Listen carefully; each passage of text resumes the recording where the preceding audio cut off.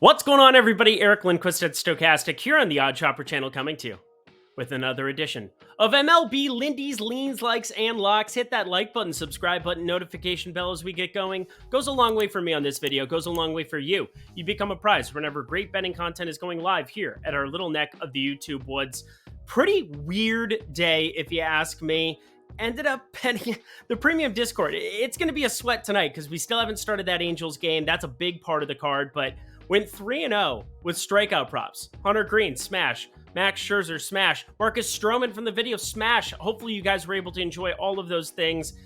But then there was also the totals, which just went on the opposite end of that. 0-3. Didn't feel great in that regard. Have a couple of outrights that look good. St. Louis is in an absolute barn burner. It's 7-6 going into like the 7th or 8th inning right now. So going to be watching that one. Ended up on St. Louis money line there from the video as well. But lots of great things happening in the premium Discord, talking through plays every single day. If you want to sign up for that, the link is in the video description box below.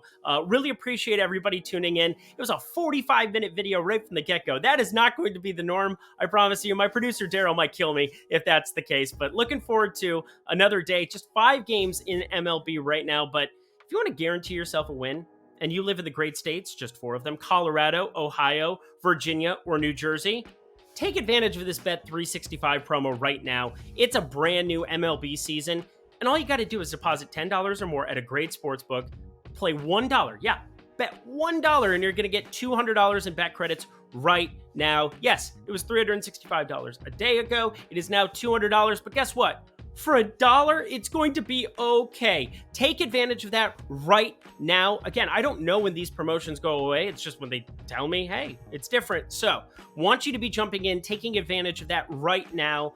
It'll have more states that are available shortly, but I repeat, Colorado, New Jersey, Virginia, and Ohio, please take advantage of this offer because I want to win you money. And speaking of that, I've got 5 games I'm going to break down right now in the MLB. Hopefully you had a great opening day, but let's get to Friday's picks. We get the day going in Miami for round 2 between the Mets and Marlins. Got the Mets across last one, but they went over because, of course, they did. Garrett Cooper, thanks, buddy. David Peterson on the mound for the Metropolitans. Jesus Luzardo for the Marlins. And these two southpaws exhibit a lot of the same characteristics. Both give up hard contact in that iffy 40% hard hit range. Walked a few too many batters as well in 2022 with walk rates, 9-10%, but both strike out a ton of batters as well, with great strikeout rates at 28% for Peterson and 30% for Jesus Luzardo. Pretty fascinating to see sort of them racking up Ks the same way too. Lots of horizontal movement on pitches, although for Peterson, it comes by way of a sinker with north of 16 inches of horizontal break.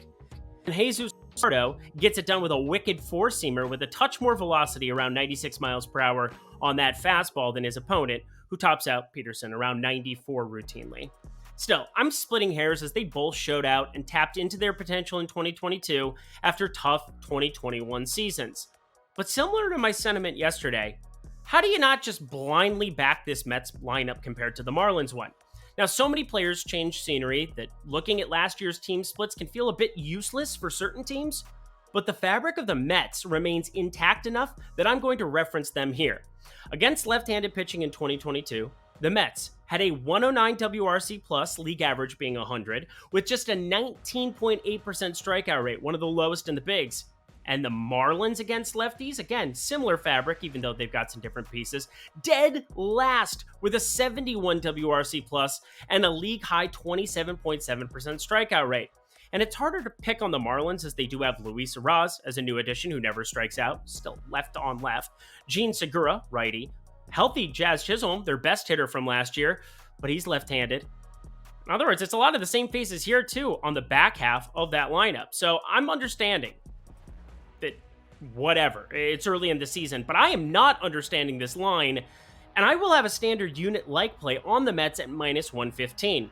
I do expect this line to move in the Mets' favor, so jump on it now over at DraftKings Sportsbook, where I just hit this. But as much as I love Luzardo, I really do as a pitcher, these two lineups are not made equal. New York Mets, money line, I like it. To Houston we go for a fascinating spot. It's Lance Lynn and the White Sox facing absolute stud Christian Javier and the Astros. My goodness gracious.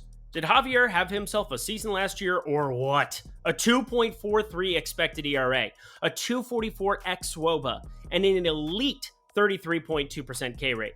No blemishes in the pitch mix, no questions about his improvement year over year. This 26-year-old is the real deal. But the major talking point of this game comes by way of Lance Lynn. The former Cy Young contender had a small knee procedure at the beginning of last season. He missed 2 months, then returned and had nothing. He had a dip in velocity, couldn't miss bats, got hit up every single time out. And then, come the second half of the season, Lynn turned it back on. Only 20 earned runs in his last 12 starts combined, a return in velocity, and a career-low 3.7% walk rate for the entire year, even through his struggles. But now's where I'm sort of stuck with Lynn. He saw that velocity on the whole dip from 94 to 93 miles per hour on his fastball. And as a 35-year-old who throws a fastball nearly 60% of the time in his pitch mix, if we see any further regression, he's going to get punished. But if not, if he sees 93, 94 again, that pitch combined with a cutter has proven to be very effective even against left-handed batters. That's a lethal combination. So I am, of all things here, like a sick person, leaning towards a money line play on the White Sox for value purposes. Just a lean though, because no doubt Javier is a stud, not going to argue it. But Lynn, as much as I picked on him coming back from injury last year, has had some elite stuff in the past. He's a runner-up in Cy Young voting, so a small play is all I'd consider here, but with Jose Altuve on the shelf for a while longer, this Astros lineup still gettable as long as you can get by the top of the order, because that's stacked. But White Sox money line, it is a lean value only. Speaking of value, you bet $1 over at Bet365 if you live in the great states of Colorado, New Jersey, Ohio, or Virginia, and you're going to get $200 in bonus bets. All you do is you go to the video description box below, click on that link to Bet365, deposit $10 or more, and you're going to get $200 in bonus bets, no questions asked. There are no strings attached to it. I am not lying to you. This is indeed a deal that exists in the world. Why wouldn't you take advantage of this early on in the MLB season? We have 180 days of baseball coming down the pipeline. I bet that $200 can come in handy somewhere. So bet $1 when you deposit $10 or more over at Bet365 in Virginia, Colorado, New Jersey, or Ohio, and get that $200 in bonus bets to fire up for the weekend. We've got NCAA coming up, Final Four on Saturday. That's going to be awesome. NBA, PGA. I'm doing videos in both of those streets. Come hang out at Bet365. I wish I lived in a state that had Bet365, that's for sure, but you do take advantage of it. This is if you're 21 and over, and if you have a gambling problem, please call 1-800-GAMBLER. Alrighty, y'all, 3 more games to get to. Back to the picks. Out of the 5 games on tap for Friday, this is the one I have legitimately zero clue what to do with. It's the Padres hosting the Rockies. And with Joe Musgrove on the shelf due to dropping a weight on his foot, what an idiot. Dummy, professional baseball player, lifting. Whatever, it's not funny. Nick Martinez is now slated to start as the Padres' second starter. He'll face off against a southpaw in Kyle Freeland for the Rockies. And I'll just be blunt here. Neither of these two are good.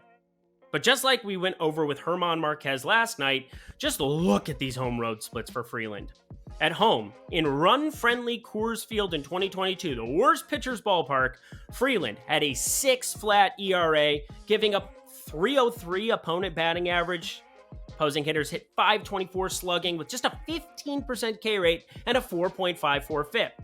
But on the road, a completely different human being, a 3.08 ERA with just a 257 batting average allowed, a 383 slugging, and a 19.4% K rate and a 3.89 FIP. Doesn't sound like much improvement on the back half of that, but seeing a massive tick across the board there, and especially in the ERA, like 2 different humans. But that's kind of what you get with Colorado Rockies pitchers, having to pitch mostly in run-friendly Coors Field. So surface numbers don't do any good when breaking down these pitchers, so just don't do it. Still, I don't exactly like Nick Martinez of the Padres either. He's just blah to me. A fastball that tops out around 93 on average, so a little behind league average. He revamped some things just to find a below average 21.2% K rate last year, and despite a changeup that pairs nicely with his fastball when he's chucking them at lefties, He's so vanilla to me, it hurts. Plus, Petco is a pitcher's park. Numbers inflated for him from last year. They did some good things coming back from overseas. He's found a career again, but I'm lost at what I want to do here. So I'm just going to lean the under of 8 runs since it's tied for the highest on the board. It's a good ballpark to be pitching in. This seems weird that it's tied for the highest on the board of the day, but I have zero interest in betting this game whatsoever. That's kind of the main point I want you to take away from it, unless something shows up in the prop department that I just don't expect. But as of right now, just leaning the under of 8. Let's party, shall we? Diamondbacks and Dodgers, another 8 total. And Dodgers, adequate favorites here. Yes, adequate favorites, as you'd expect. But a fascinating pitching matchup. Another one of my Diamondback darlings in Merrill Kelly taking on Dustin May of the Dodgers. And from a pure stuff perspective, you'd be hard-pressed to find someone more impressive in all of baseball than Dustin May. Plus, he's got wonderful hair.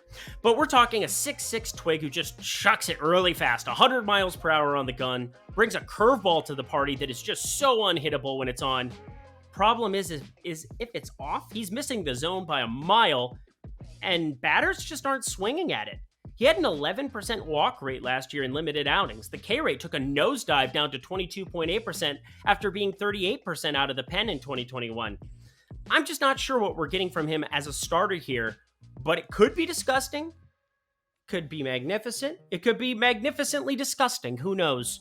But with my guy Merrill Kelly, we know what we're getting. He doesn't have any of Dustin May's flash, but he flat out knows how to pitch. 36.5% hard hit rate, a 296 xwOBA, and a sub 8% walk rate in 2022 with just a 22% K rate. Yeah, he's another pitcher that's aging like fine wine, getting better and better into his mid-30s, defies logic, and with just a 22% K rate, still finding ways to be effective across the board in every other category. So it's crazy to say this, but I like this underdog play with the Diamondbacks. Always scary to bet against one of the best lineups in baseball, and I know everybody wants to just parlay favorites and move on with their days from time to time, but the Dodgers did lose some pieces in the offseason and are down second base talent Gavin Lux, who I believe in long-term, but he tore his ACL, LCL in spring training, so we're not going to see him all year long. That's another lefty that's out of this lineup. Edwin Rios is shipped off to Chicago. You have no Trey Turner. Just saying, we're getting plus 160 type money here. Plus 158, plus 160 pretty much everywhere right now. That's good enough for me to take a stab on the Diamondbacks and the unpredictability of Dustin May here. Let's get that plus money, honey. Arizona money line, I like it. And to our lock play of the day, it's the Guardians and Mariners round 2. The Robbie Ray taking the bump against Hunter Gaddis, who, I apologize, I didn't know existed before making this video. If his parents or siblings are watching, I apologize to all of you. But, I mean, why would I know? Anyway, starting with the familiar face, Robbie Ray is a southpaw who's been slinging it the past few years. He had some incredible flashes in Arizona in the mid to late 2010s, won himself a nice little Cy Young award with Toronto in 2021, then found himself in Seattle last year. And while some might call it a down year since his K rate was down nearly 5 ticks to 27.4%, still really good, and his ERA shot up from 2.84 to 3.71, still doable. From his Cy Young season, that's a difference. 2022 is actually his lowest expected ERA of his career. And I'm going to trust the StatCast data more than the actual ERA every single time. Plus the fact that he's pitching in an amazing ballpark with a much better lineup behind him. Yeah, I like Ray in this spot, even though the Guardians do not project out as a team that should swing and miss all that often this season. Kind of a recurring theme for the Guardians year in, year out. But friends, Hunter Gaddis had a negative WAR. Yes, a negative wins above replacement in just 7.1 big league outings in 2 spot starts last year. His minor league data, which we have more comprehensive data of, is understandably much better. You would freaking hope so for a pitcher going second in the rotation, but he's filling in for Tristan McKenzie, who's on the shelf for a little while longer. But I still see nothing in his pitch arsenal that scares me, or that shouldn't have these Mariners as minus 200 favorites here. And sure, Gaddis, he has a changeup that grades out decently well at 60 out of 60 on Fangraphs, but he only threw that 17% of the time in his big league outings last year, so I'm not sure his stuff will play at the bigs just yet. Heck, he had a 4.40 xFIP at AAA Columbus in 2022 with just a 29.4% ground ball rate at that level, which was actually an improvement from his 24.4% ground ball rate he had at AA ball. I mean, he is undoubtedly the worst pitcher in action on Friday, and it's not particularly close. So friends, yesterday it seems like we had a lot of totals on the card. Today seems like we have a lot of outrights on the card, but I don't care. I'm finding the best bet from every game for you, and I am absolutely locking the Mariners money line in here right now. Maybe the Guardians go to their pen early in this one, utilize a pen scenario, and they have some serious pieces there, but someone's got to eat innings, and against Robbie Ray, these odds should be far longer than what they are at the moment. So, bet it now. Mariners, lock. Happy Friday. And that does it for another edition of MLB Lindy's Leans, Likes, and Locks. Head to that comment section below. Let me know how your Thursday went. Let me know what your favorite plays on Friday's slate are. We just have 5 games in MLB, but looking forward to all of them. If you are too, smash that like button on the way out. But bet $365 if you're in Colorado, New Jersey, Ohio, or Virginia. Take advantage of betting $1, getting $200 in bet credits. That link is down in the description box below, so check that out. If you have a gambling problem, please call 1-800-GAMBLER. All right, y'all, you got Eitan Shander, my buddy, in the MLB streets for the weekend. He'll be with you Saturday, Sunday. I'll be back on Monday. Until then, I'm Eric Lindquist. Best of luck in the MLB streets on Friday.